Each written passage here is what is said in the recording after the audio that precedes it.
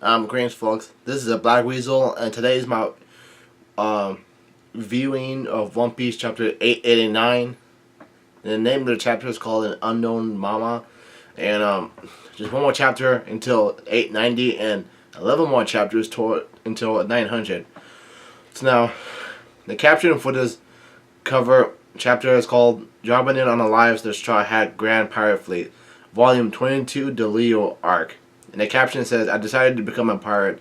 And I see Leo holding a sword, and he's followed by a group of dwarves. And Rebecca and Violet are looking on and smiling at what's happening.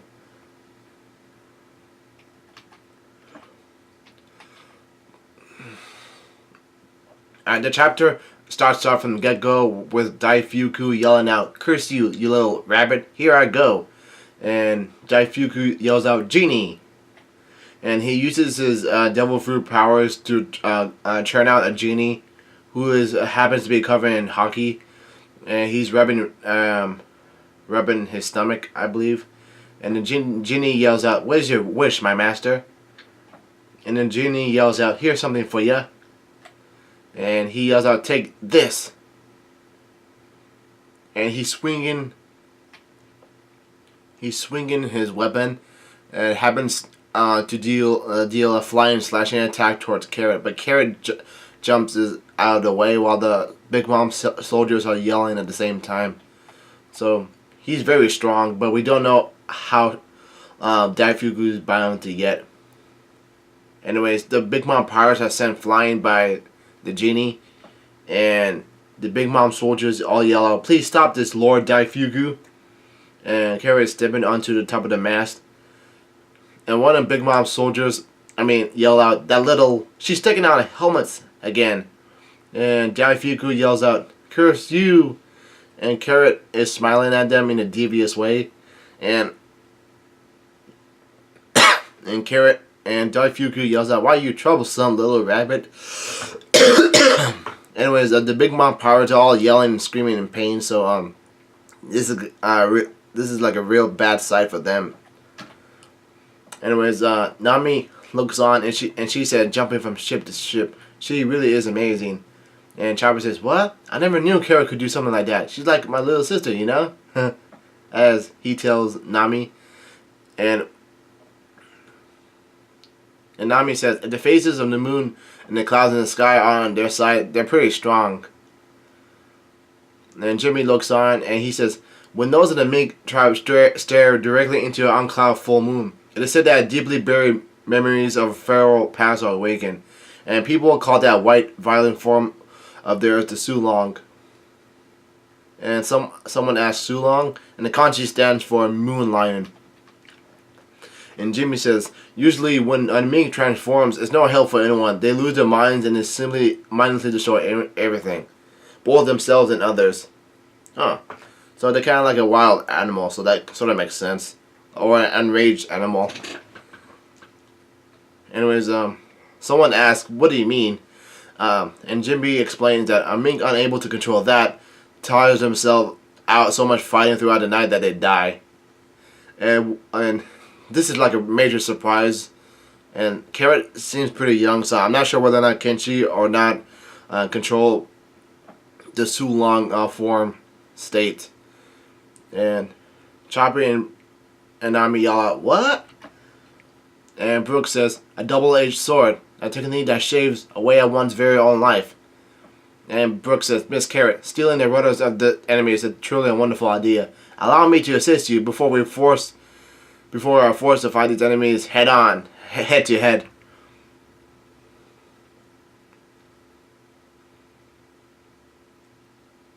And he jumps out, and Chopper says, "Help, Brooke, you'll fall into the water." And Brooke yells out, "Yo ho ho ho." And Chopper says, "All right, he's so light he can run on the water."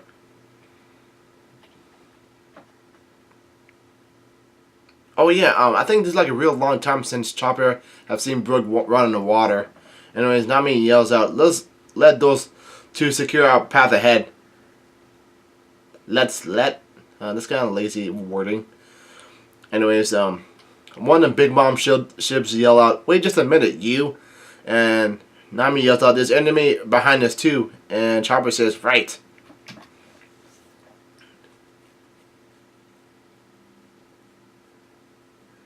Anyways, the scene changes, and on top of the wave, the candy wave made by Paris Burroughs, someone is wheezing, and that is Big Mom. Big Mom is wheezing, and she yells out, "Prometheus."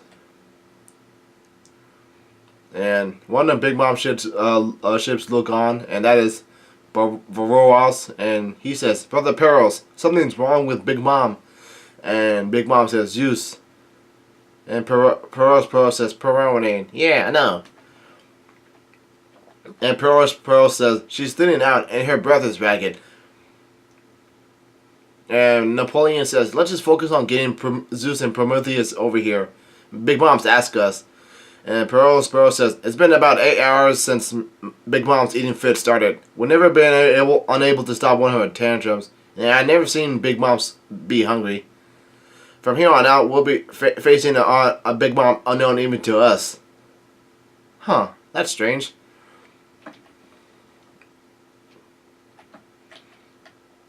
Because, like, a Big Mom looks pretty thin right now, so, like, you can't tell whether or not this is a sign of weakness or not.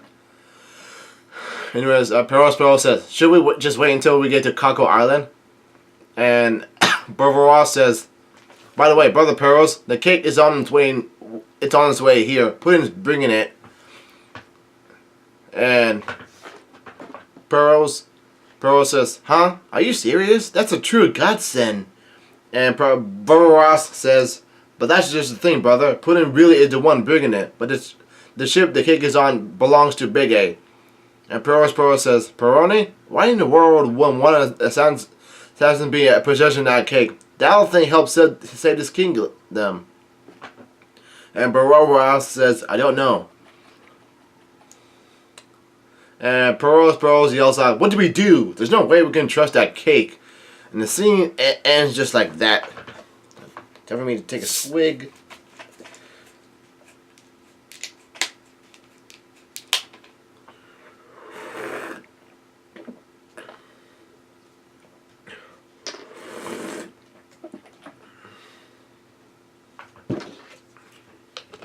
Alright, the scene changes, and it's currently 9 o'clock p.m. right now. And we are inside the territory on Becca's ship, and someone yells out, "You gotta be kidding." And there's a banging noise, and someone yells out, "Wah!" And Sanji yells out, "There's no way, ha ha, I'll let you do something like that." And Capone Becca yells out, "Big Mom's gonna eat this cake for sure. What kind of idiot wouldn't put poison or explosives in it?" He wants to put poison or explosive in it? And you see the funky face that he made, like, Capone Bega yells out, "We be able to take out one of Yonkou." And he also says, "Do you have any idea what sort of chance this is?" And Sanji says, "Shut it, my pride as a cook is riding on this match. Quit your stupid plots. We'll beat our enemy with taste alone." And Capone Bega yells out, "Huh? This ain't the time for dreaming, boy." He wants to put poison or explosives inside Big Mom. Like, I mean, like that's what you get from that's what you expect from a mafia boss. They're always plotting for some underhanded or backstabbing moves such as that. I watched Goodfellas and Casino like 2 weeks ago, and at the end of Goodfellas, Henry Hill snitches on two people that help bring him up from poor times. Like he snitched on Paul, and he snitched on Jimmy Conway. So at the end of the movie, he gets sentenced into a witness protection program, while both of those two people got sentenced towards prison. And Paul died in prison. So, anyways, I'm getting off track. So we're gonna go ahead and get back towards One Piece. Anyways, Big Mom, Capone Baker yells out, "Big Mom's eating basically every sweet and snack on her son, and you think you can't make a cake beyond her imaginations?" And Sanji says, Yeah, because I have to, or we're dead. That's just what I want to do. And Bega says, but even if you manage to succeed, she won't just let us live. And Capone Bega says, I guess you just don't know that kind of person Big Mom once was. There's been many times that she regretted not doing away with someone when she had the check.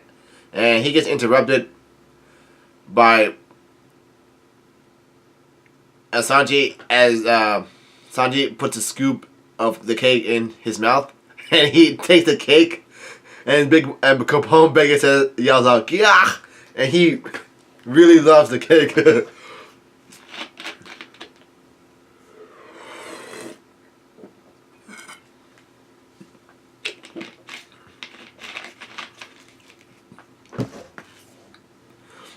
Anyways, V2 and Gotti both yell out, "Father! Father!" And one of them yells out, "The hell did you do to Father, you bastard?" And Gotti points a machine gun towards Sanji, and he yells out, "Blackleg! What the hell?" And Vito yells out, "What the hell did you make a father eat?" And Sanji says, "Ask him." And Capone Bega says, "It's so delicious I could die. Just scream." And one of his underlings yell out, the deliciousness almost killed him. all of the mafia people were about to shoot Sanji.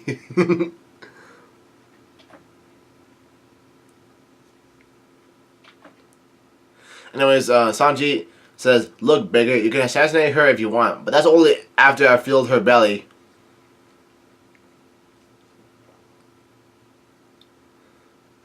Anyways, Sanji says, "I feed those who want to be fed. That's a cook's job." And lo and behold, Pudding passes out on the ground, and someone yells out, "Lady Pudding, what happened to you?" And Lady Pudding's eyes are filled with hearts. Sort of real eyes, and she has a nosebleed. And Chiffon says, "Biggie, it's been a while since I used my own skills too. Believe in the power of sweets." And Capone Bega says, "Damn," and blast. It feels like I've been hypnotized. And Bega thinks to himself, but what is this joyous feeling spreading through my mouth? And someone yells out, "We gotta hurry. Is the nappe finished?" And one person says, "Just a bit more." And another person says, "Lady Chiffon, we lost 2 cooks to the sweet aroma." And another person said, "Tell them to keep it together." And Sanji's thinking to himself, "I hope you're safe, Nami. I'm coming for you." Alright, the scene has changed towards inside the territory at sea.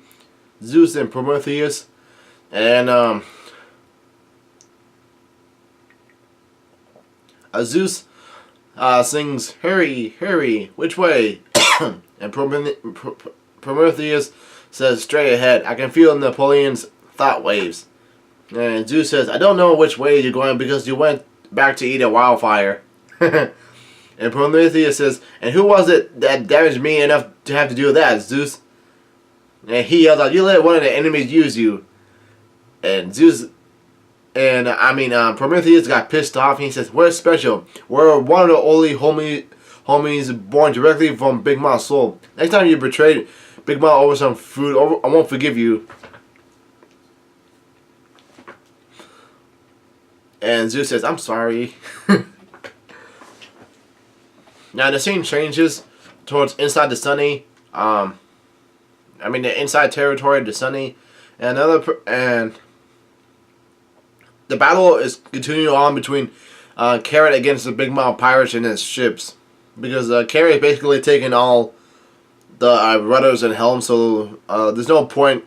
There's no way for the Big Mom pirates to continue chasing after the Sunny go. Anyways, one of the soldiers yell out, "Our rudders don't work." Another person says, "We're being swept by the waves." And one of the persons on the Sunny Go says, a path is being made. Alright. And the battle continues to rage on as Carrot is using Electrode and her so long formu at the same time. And she is slashing and electrocuting the bejesus out of the Big Mom soldiers.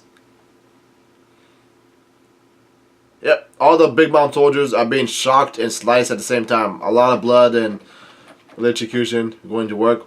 And she just removed one of the helms as once again. And Carrot says, Carrot's thinking to himself, I'm losing consciousness. I gotta stop soon. How many ships are left?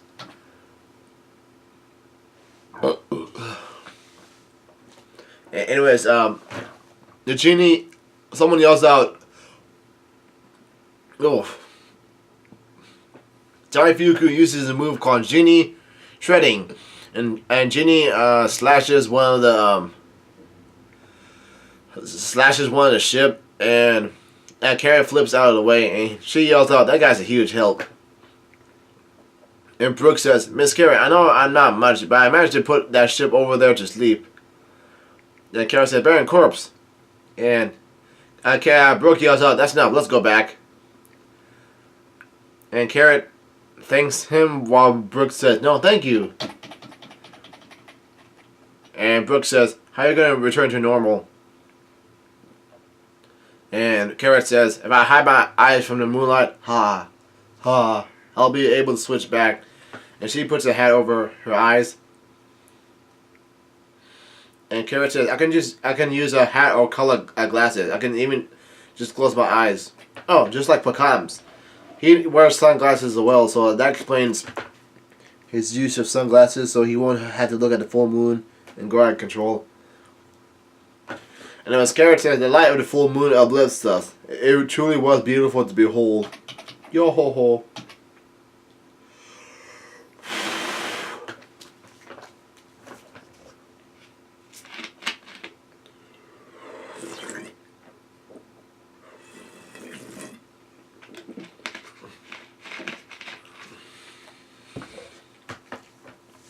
Anyways, Brother Ross yells out, Brother Perils, Brother Daifuku is done for. His battleships are being pushed aside by the waves. And Perils gets pissed off and he yells out, how the use of this? That bloody Daifuku. And Nami hugs Carrot and she says, thank you, Carrot. We made it out of that big pinch. And Carrot said, don't almost sunk us. And Carrot says, can I go into a room that doesn't have a view of a full moon?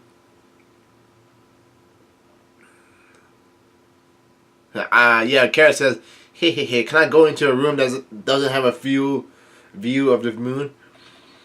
And Peros says, Big Mom, oi, are you okay? And Big Mom looks very, very exhausted. Like, this doesn't look good. And Big Mom says, Napoleon, switch into your sword form. And Napoleon says, okay, Big Mom. And Big Mom says, Zeus, Prometheus, are you here yet? And Zeus and Prometheus both yell, yes, we just got here. Oh crap, they're short of it at the nick of time. This does not look good. And where the hell is the Capone beggar ship?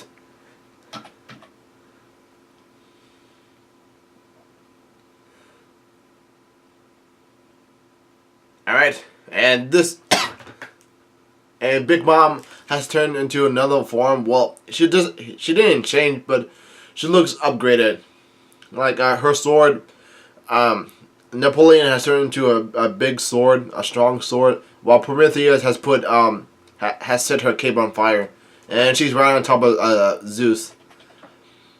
And one of the Big Mom soldiers yelled out, "Big Mom, is that you? She looks like a completely different person." And Peros says, "Huh?" And Brother Ross says, "What's with that agility?" And Big Mom yells out, "Wedding cake!" And Chopper gets pissed off. I mean, no, Chopper gets surprised and he yells out, "Big Mom's coming!"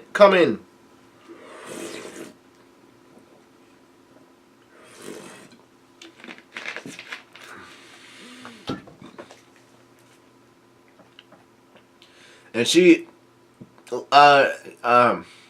looks like she's landing on top of the ship, the Sun and Go, and Zeus has released her. And Big Mom looks on.